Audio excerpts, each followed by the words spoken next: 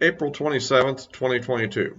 Well, I guess it finally happened, and we got the news that Elon Musk has essentially got the board of directors of Twitter to agree to accept his offer. And it looks as if Elon Musk will be the new sole proprietor of Twitter if things goes forward, since he intends to take the company private. And this is a major development which is causing some pretty anguished responses among our far left neo-Marxist friends out there, huh? And they're pretty distraught at this situation. And this leads to what is probably going to happen next. However, it isn't all over, as they say, until the fat lady sings, or in this case, the deal is finally closed. And you have a very hostile government that probably is going to try to work against this deal being finalized. And that's something that maybe an optimism on the conservative side people need to take into account. I mean, you have the Justice Department, you have the SEC, and all these people that can start all sorts of investigations and causing trouble.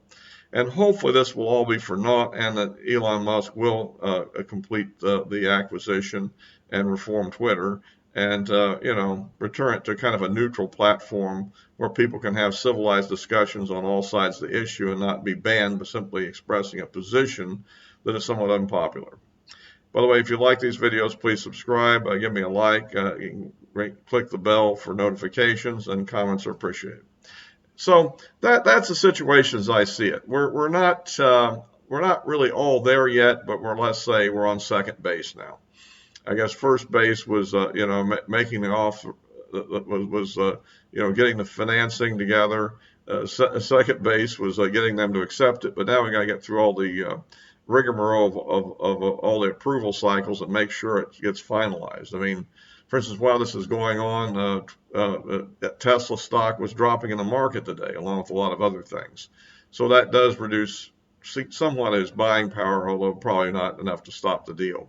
I presume he's taken those kind of things into account before he made the offer. And he has financing from, I guess, some other sources and so forth. And in fact, the stock, I guess, can be used as a collateral for loans as well, and that may be part of what's going on here.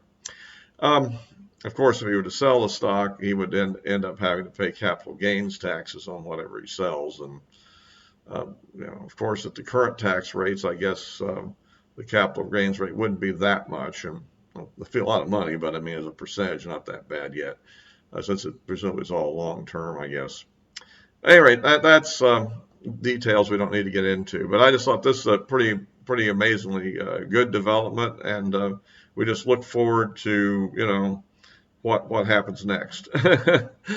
But already you're having these crazy leftists calling him a racist and making absurd claims about his control would be somehow destructive to democracy. Of course, you have to realize that when Democrat Party members and the far left use the term democracy, they don't mean a majority of the vote. What they mean is ruled by the Democrat Party with a capital D. That's what they're talking about. They're not really talking about what the people choose, because their respect for the public's real opinion is not that great. Any rate, so that's kind of that. And I think we're all encouraged, and we'll wait and see what happens. I've noticed that some people have, that were shunning Twitter have come back. I don't think anybody's actually had their account restored that was banned yet. I think I was a little confusion in my mind early on when people saying I'm back, but I think it's just people who were voluntarily leaving it, not people who, were actually banned.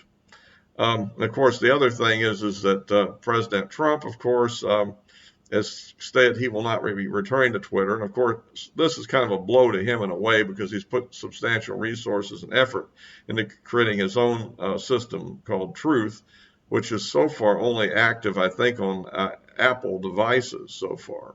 So it's a pretty minimal situation at this time. Eventually, it's going to be developed into a complete competitive system, supposedly. But this kind of diminishes the motivation for doing it. And I would almost think, in a way, that if he'd have known this was coming, he might have decided not to do it. But then again, there's still going to be several months before this gets implemented. In the meantime, that gives him a chance to get his system up and running. Meanwhile, we have other systems out there too. We have a Parler, we have Gettr, and of course the infamous Gab, which sorry Gab people, I'm just kidding a little bit. I've been on Gab for years, okay, back to Pizzagate. So I'm not knocking you. I'm just being a little bit funny here. Actually, Gab gets a bad rep because a few people are on it and some of the things that happen, but really, it's a good platform, and it definitely represents some people that are thinking outside the box and aren't conformists. Let's put it that way. Um, and after all, conformist thought is one of the biggest problems we have, I think. So anyhow, that's kind of the situation in the social media account. Of course. I guess I kind of have to make a little bit of a comment about the situation in the ongoing Russia-Ukraine war. I've been following that very carefully, as you know, for several videos here, even before it broke out. I have made a comment on Twitter today, which I think I'll kind of repeat here, that you kind of know, at least similar comment. You kind of notice in all the videos you see and all the articles you see, it's like if you get on like YouTube.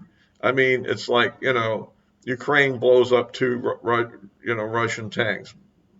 Russia blows up 4 Russian armored vehicles. Ukraine blows up 4 armored vehicles. What I'm getting at is that it's all about like that, and you see nothing about Ukraine taking any casualties. Now, if they're having a war, I can't believe that it's happening, that Ukraine is the only one that's scoring hits and that Russia is always losing every battle they get involved in. Because if that was the case, why are they still in Ukraine? I mean, and so on the other hand, every time Russia does something, it's Russia kills innocent civilians, Russia destroys civilian housing and property, which of course they're doing plenty of both. I agree with that. But it is kind of like they're not showing anything about what they're actually doing on the battlefield. So this is kind of a propaganda situation, I think. And so anyhow, I think that may be giving us a misleading impression of what's happening. In reality, it is true that Ukraine has successfully defended the core of their country, I think. The capital will survive. Western Ukraine will survive, I think, barring some surprising developments. And on the other hand, you have the situation where they seem to be holding on to their positions in Donbass. They seem to have their land bridge to Crimea and kind of a defense line set up. And it looks like the Mariupol situation, it will eventually end up kind of bad for people there. I don't see, short of an absolute defeat of the Russians, it's unlikely the people there are going to get rescued, and maybe they should consider surrendering. Perhaps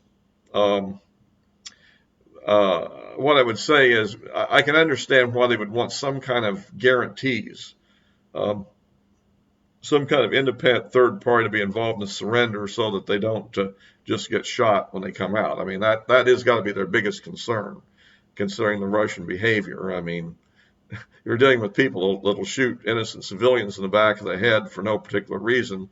What are they going to do to people that's caused them that much trouble? So I can understand why they're extremely reluctant. So we'll just have to see how that plays out, but it doesn't look too good for the people there.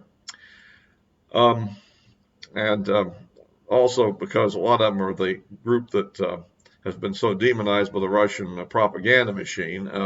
That's another factor. Well, and so that's kind of that.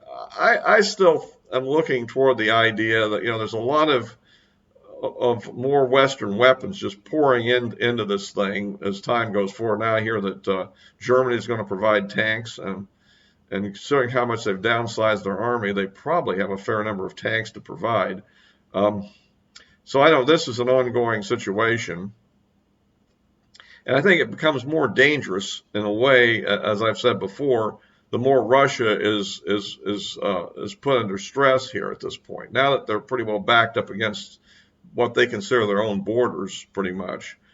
I think that it gets more and more dangerous as time goes on, and The thing that it hits me is that Russia has made all these kind of vague nuclear threats to where they're losing credibility. And the danger is the only way to achieve credibility now is to actually use a nuclear weapon. And I hope they don't, but that's certainly one possibility. They definitely will be taken more seriously if they do. And I don't see that the West or NATO has a really good response to that, actually. Um, we'll see what they may have, but I mean, it's kind of dubious in my mind that what that might lead to. So, but at any rate, well, let's see what happens. On the other hand, it looks to me like it's quite possible that what may happen here, and we'll see, is that it just ends in a kind of a stalemate, and that essentially when the Ukrainians try to attack the Russian positions, they'll run into bevies of missiles, and in other words, they'll start suffering heavy casualties themselves uh, doing that, and the Russians can't really advance much either because they'll suffer heavy casualties if they move. And backed up close to their own borders, Russia should be able to start using their own air defense systems to kind of counter some of these drone attacks. I mean, well, it does seem like that the Ukrainians slipped through with a helicopter raid the other day and blew up some oil supplies. So, and now I hear that Russia's talking about shutting down Bulgaria and Poland's natural gas if they don't pay in rubles, which they probably will refuse to do. So the thing kind of gets tense in that way. So this situation could be getting more dangerous over time. So we'll just have to wait and see what happens. By the way, you can follow me on my social media account, with the addresses of which are listed in the description below. And I do post these on Rumble as well. There's a sort of right now backup channel. However, if my support there grows, it might become more of an equal or even leading channel. I don't know. Right now, we're kind of far from that. I'm much more established on YouTube, although not that established. Anyway, we'll close for now, and until next time.